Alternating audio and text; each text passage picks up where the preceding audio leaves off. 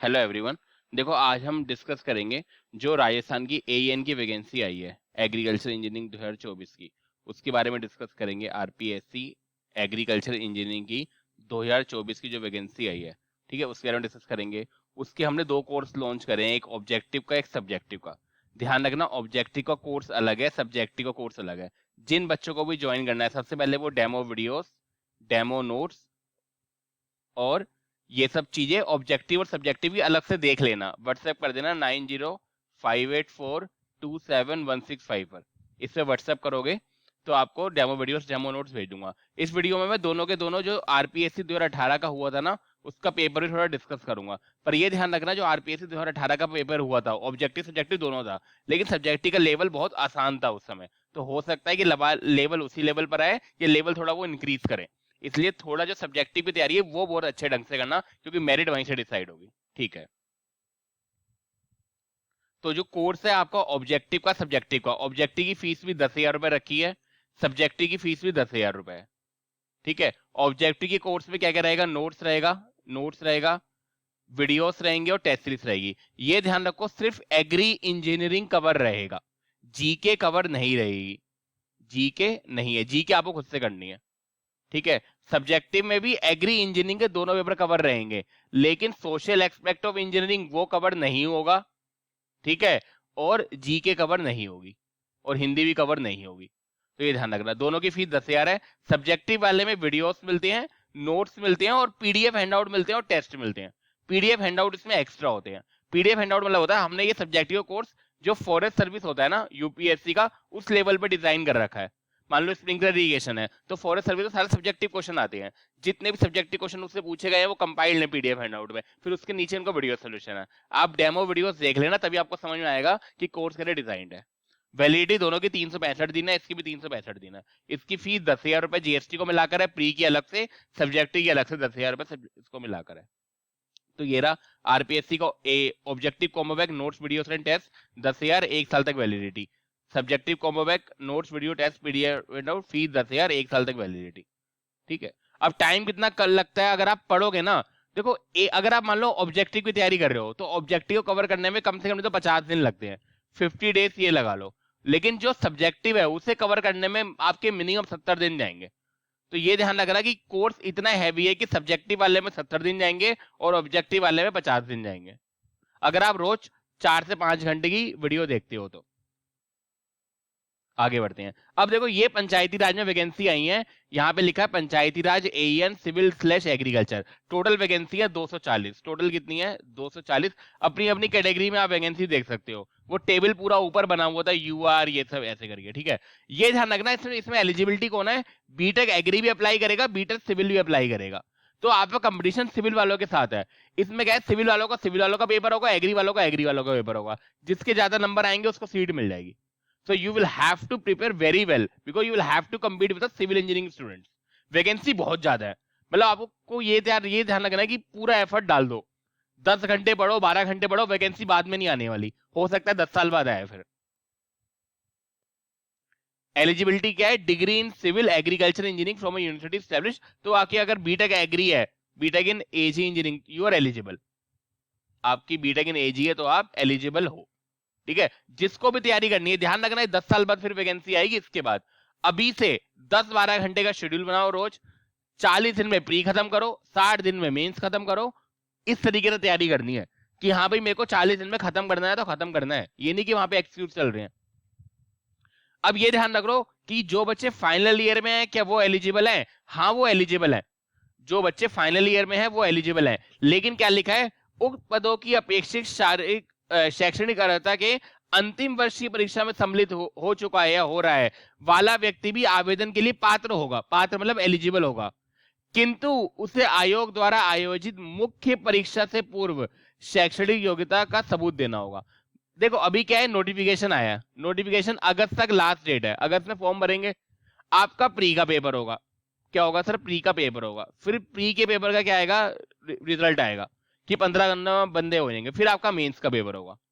अब बच्चा मान लो फाइनल ईयर में है, अगर उसे लगता है कि मेंस का पेपर कब होगा किसी को नहीं पता, ये नो वन नोस, किसी को नहीं पता। जनरल बता रहा हूं, ऐसा कोई जरूरी नहीं है। प्री का पेपर मान लो अब 4 महीने बाद हो, दिसंबर में होता है मान लो, फरवरी तो हो सकता है रिजल्ट आए, और जुलाई में हो सकता है पेपर हो। ये जनरल है, हो सकता है मार्च में हो जाए, हो सकता है जनवरी में हो जाए, किसी को नहीं पता मेंस का पेपर कब होगा। जब भी मेंस का पेपर होगा उससे पहले आपकी डिग्री कंप्लीट होनी चाहिए बस। ये अब आपकी किस्मत रहेगी, लक। अब फाइनल ईयर मान लो कि अभी आप 3rd ईयर में आपका कंप्लीट हुआ, फाइनल ईयर स्टार्ट हुआ है, अब फॉर्म भरना चाहिए नहीं भरना चाहिए, ये आपकी किस्मत है। अगर आपको लगता है कि मेंस का पेपर 1 साल बाद होगा तो आप भर दो, क्योंकि तब आप एलिजिबल हो। क्योंकि मेंस का पेपर जिस दिन सरकार ने बोल दिया उससे 1 दिन पहले आपकी डिग्री कंप्लीट होनी चाहिए, सिंपल। ये क्लियर हो गया। So it's your luck, it depends how much risk you want to take, कि आपको रिस्क लेना पड़ेगा। आप तैयारी कर रहे हो, आपको ये नहीं पता कि आप एलिजिबल लास्ट में हो गए या नहीं हो गए। अगर आपको लगता है, आप अपना खुद दिमाग लगाओ कि प्री कब होगा, फिर प्री का रिजल्ट आएगा, फिर मेंस के एडमिट कार्ड आएंगे, फिर मेंस आएगा, तो उस हिसाब से आप देख लो। जनरल ये कि टाइम लग सकता है और टाइम नहीं भी लग सकता है, किसी को नहीं पता, ठीक है। लेकिन अभी आप फॉर्म भर सकते हो, ठीक है। आप एलिजिबल कब नहीं होगे, अगर मेन से पहले आपकी डिग्री पूरी है तो आप एलिजिबल हो, वरना नहीं हो। अब इसमें एक क्या पैटर्न है, इसमें एक प्रीलिम्स और एक मेंस एग्जामिनेशन है, ठीक है। अभी हम डिस्कस करेंगे पूरे प्रीलिम्स का पैटर्न। ये रहा प्रीलिम्स का पैटर्न सर, ये रहा प्रीलिम्स। प्रीलिम्स में क्या है, एक तो आपका कंपलसरी पेपर है सभी ब्रांच के लिए, general knowledge, general science, including general knowledge, general science और राजस्थान इकोनॉमी एंड कल्चर। तो प्रीलिम्स आपका 200 नंबर का। इसका सिलेबस भी आ रखा है पूरा, सिलेबस आरपीएससी की साइट पे पूरा आ रखा है कि क्या सिलेबस है, मतलब जीके का भी पिन पॉइंट सिलेबस है, ठीक है। तो 200 नंबर का, इसमें राजस्थान के जीके ज्यादा मेन है, 2 इंडिया की जीके भी रहेगी, और दूसरा एग्री इंजीनियरिंग 200 नंबर का। तो ये हो गया ऑब्जेक्टिव। क्या हो गया सर, ये ऑब्जेक्टिव। ये ध्यान रखो, प्री का पेपर जो है क्वालिफाइंग है। क्या है सर, प्री का पेपर क्वालिफाइंग है। ये रहा प्री, जीके 200 नंबर की, एग्री इंजीनियरिंग 200 नंबर की, ऑब्जेक्टिव ऑब्जेक्टिव। ये 400 नंबर का पेपर होगा सर, प्री का 400 नंबर का पेपर होगा। इसकी कुछ कट ऑफ जाएगी, जो भी प्री बंदे होंगे, मान लो जितनी वैकेंसी है 240 वैकेंसी है, तो 240 इंटू 15, 15 गुना बंदों को, इतने लगभग ये आपके हो जाएंगे 3500 बच्चे। 3500 बच्चों को लगभग 3600 गए। 3600 बच्चों को जो है मेंस में गवर्नमेंट बुलाएगी, तो 3600 बच्चे कहाँ जाएंगे एग्जाम में, जितने बच्चे अप्लाई करेंगे 3600 बच्चे मेंस एग्जाम लिखेंगे। मेंस एग्जाम से आपका सिलेक्शन होना है। मेंस में क्या क्या पैटर्न है, हिंदी है 100 नंबर की, सोशल एस्पेक्ट ऑफ इंजीनियरिंग है 100 नंबर की, एग्री इंजीनियरिंग 1 है 200 नंबर का, एग्री इंजीनियरिंग 2 है 200 नंबर का। ये सब्जेक्टिव है। सब्जेक्टिव का पेपर कैसे बनता है, मान लो इसका ऐसा होता है कि इरिगेशन क्या है, इरिगेशन के टाइप क्या है, स्प्रिंकलर इरिगेशन के डिसएडवांटेज क्या है, लिमिटेशन क्या है।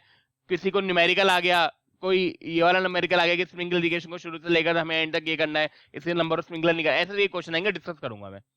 तो आपका क्या है सर, पहले प्री है 400 नंबर का, ये सिर्फ क्वालिफाइंग है। क्या है, क्वालिफाइंग है, इससे मेरिट में कोई डिसाइड नहीं होगा, ये सिर्फ 15 गुना बंदों को शॉर्टलिस्ट करेगा, ठीक है। अब आ जाओ मेंस में। मेंस में ये रहा सर, देखो पैटर्न, हिंदी 100 नंबर की एक paper, social expect of engineering ये 100 नंबर का sir, Hindi 100, social aspects of engineering ये 100, एग्री इंजीनियरिंग 200 और एग्री इंजीनियरिंग 200, 2 पेपर होंगे एग्री इंजीनियरिंग के। तो हमारा सब्जेक्टिव का जो कोर्स है उसमें एग्री इंजीनियरिंग इंक्लूडेड है, हिंदी और सोशल एक्सपेक्ट नहीं है।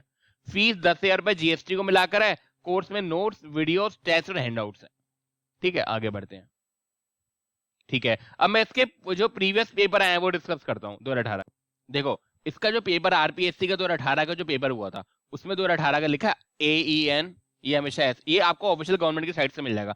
जिस बच्चे को डाउनलोड करना है आरपीएससी की वेबसाइट पे जाओ, AE 2018 पेपर सर्च करना, बस गूगल पे सर्च करना, आपको मिल जाएगा। लिंक सर्च करना AEN 2018, क्योंकि फेमस ये AEN के नाम से है। तो आपका 2018 में हुआ था, 2013 में हुआ था। हमने कोर्स में दोनों इंक्लूड करे हैं। मैं 2018 का थोड़ा आपको पेपर दिखा रहा हूँ ओवरव्यू के लिए कि प्री का पेपर कैसा आता है एग्रीकल्चर इंजीनियरिंग का। देखो फैक्ट्स बेस्ड क्वेश्चन आते हैं, जैसे लेवलिंग का दिखा, थियोरेटिकली लेवलिंग कैसे काम करती है, ये सब मतलब आपको खुद ही दिख जाएगा। ये सर्वेइंग का है, क्या सर्वे होगा, मतलब आपको क्या दिख रहा है, ये फैक्ट्स बेस्ड पेपर रहता है।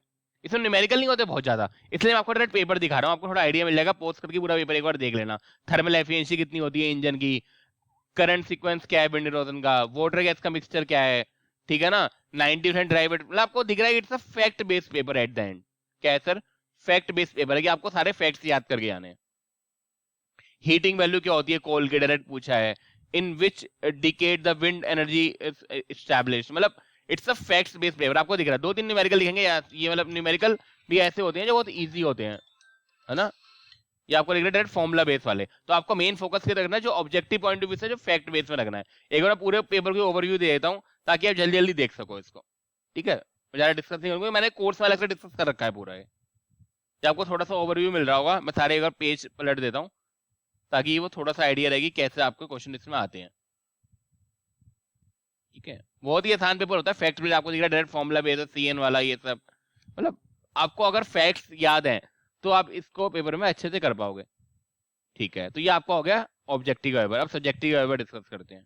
का पेपर है RPSC AN 2018 agriculture engineering part B, ठीक है। ये पहला पेपर है सब्जेक्टिव का। तो ये एएन आरपीएससी 2018 का सब्जेक्टिव पेपर है, ठीक है। इसको डिस्कस करते हैं। देखो इसमें क्या होता है, पहली बात जो जैसे लिखा पहला क्वेश्चन है डिफाइन फाइव इंडेक्स, तो जो जगह यहाँ पे लिखी गई है उसी में लिखना है, ठीक है। फिर डिफाइन शीट इरोजन, ये आपको दिख रहा होगा, ये वाला ऐसे करके। फिर what is the effective rainfall, what is the unit hydrograph. Basic question रहते हैं लेकिन सब्जेक्टिव पॉइंट ऑफ व्यू से आपको स्पेस मिलेगा वहीं पे लिखना है। Define duty of irrigation water, what is capability wear, what is the intensity of the irrigation, define reference of the evapotranspiration. देखो आपको बेसिक क्वेश्चन दिख रहे हैं। अ ड्रेनेज कैनल डिस्चार्ज, इतने डिस्चार्ज दे रखा है, हेक्टर दे रखा है, ड्रेनेज कोएफिशिएंट क्या होगा, डार्सी लो क्या है, रिलीफ ड्रेन क्या है, पंप एफिशिएंसी क्या है। Define specific speed of pump, define velocity head, define minor irrigation, what is the piezometric surface, define perch water table, what is the hygroscopic weir, define the fine conveyance efficiency of ये सब देखा, what is the reduce level.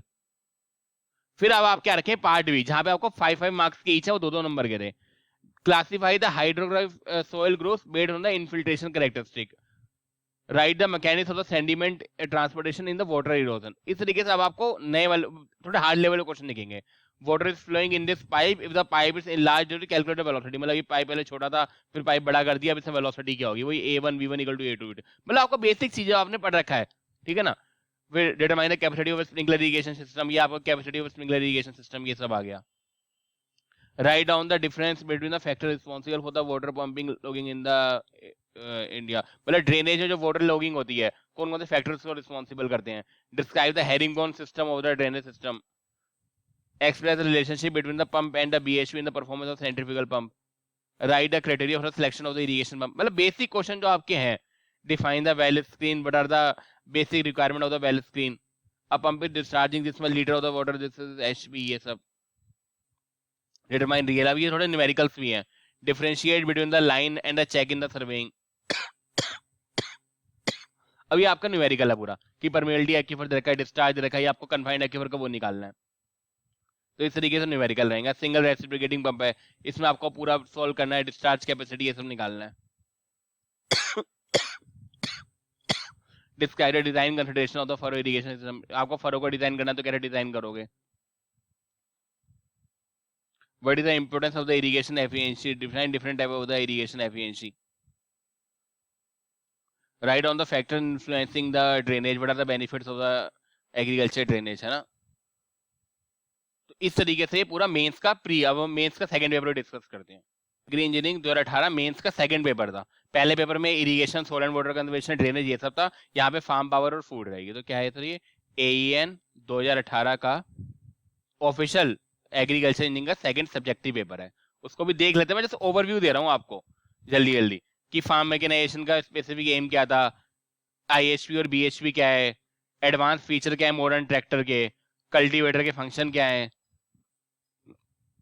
कि future engine में आपके operation में कौन सा material construction needed होगा, specific and constant volume constant pressure इसमें क्या डिफरेंस है, ठीक है ना। आपको बेसिक क्वेश्चन है द कैरेक्टरिस्टिक डिफरेंस क्या between the highway and highway vehicles in highway and all this, specific role of the phase change material of a solar dryer, CF टैरे के जो पैराबोलिक फूड मेथड थोड़ा explain करना है, rural electrification क्या है। इस तरीके से मतलब आपको पिन पॉइंट आंसर लिखने होते हैं। What is the cone index, what is the electrostatic cleaning, what is the role of a swirl plate in the nozzle, write down the important tappet clearance, ये सब चीजें, है ना। आगे बढ़ते हैं। फिर list 4 main function of a differential in tractors, आपको डिफरेंशियल ट्रैक्टर के 4 फंक्शन लिखने हैं। Write down the advantage disadvantage of wind power, differentiate between the hot spark plug and the cold spark plug, what is the functional advantage of the governor in a tractor system. अब थोड़े बड़े बड़े question आ गए। Calculate the required of the playing this much hectare of land है, इतने centimetre plough है, ये सब तो आपको क्या निकालना है, assume the tractor speed of time loss in this, what are the main function of the flywheel in the IC engine. मतलब बहुत ही easy question है. Differentiate between the VMD and the NMD, volume in diameter, normal mean diameter, list the machine related factors, ये सब चीजें. Briefly discuss about the working sunshine recorder. मतलब आपको दिख रहा है. फिर आपको बड़े वाले क्वेश्चन आ गए, वॉल फेंसिंग डायग्राम है ना, जो आपका वॉल एक्सप्लेनेशन डायग्राम होता है, वॉल ओवरलैप आपको समझाना है पूरा, जो आपका बनता है इनलेट आउटलेट ये सब पूरा. फिर आपको एक कंबाइन हार्वेस्टर का न्यूमेरिकल है. क्या है sir? Combine harvester numerical.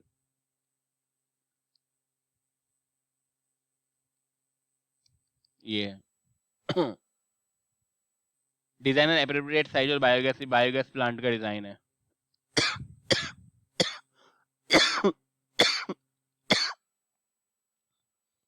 Fine draft, side draft and ये पुल के वो सब न्यूमेरिकल्स हैं.